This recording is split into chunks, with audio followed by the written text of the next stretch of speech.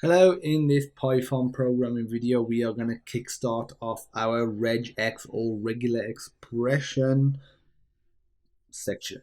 So regex is essentially a way of checking if something equals something or something matches something or something is the same as something else. So it's basically a special, think of it, a sequence of characters that helps you match or find strings in strings. It's like really awesome. They're really simple. I remember when I first discovered this regular expression, I was thinking, oh my god, this is amazing. Okay, so first of all, we're going to need to import a module, and it's RE. So that's RE for regular expression. And in this video, we're just going to look at the match expression. So if we have a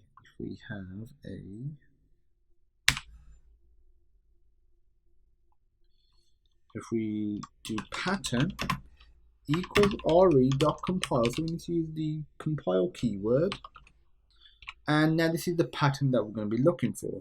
So if I were to type in ELL, this will become clear in a moment. Then if I were to do print, so if I print the result of pattern.match, so we're checking for a match on our pattern, and if I specify some string, so if I say hello world, for example, if I let's just have one instance, you might be thinking, okay, it's in there, it's gonna match, but let's just take a look, see what we get.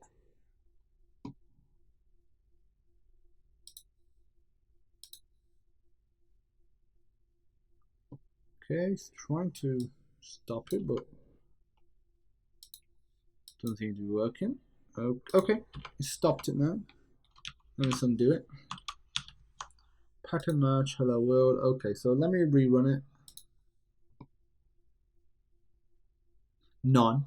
Okay, pattern does not match. I'm thinking, but it's there. And the thing is, what it does by default, it goes to the first character, and if this string does not match the first character and onwards, then you'll return false. But what you can do is put an optional position character, and this will say start from this position. So 1 being the second position, because remember, stuff in computers, you only start at 0. So if I run this now, we get none1. What is that? I put it in the wrong place. It's meant to be in the match function, my bad. If we run it again, and if we just wait, there you go. We get a match. So it says it is matched. So ELL is inside of it. And you can access different pieces of information from our match. So if we were to assign that to something like so if I were to do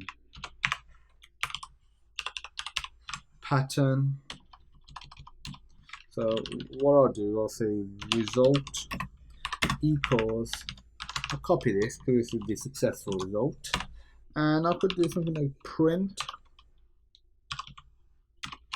result dot group 1.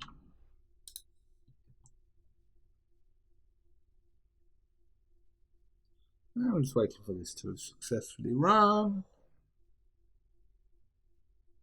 Okay, it's no such group. What is this saying? Now let's have a look.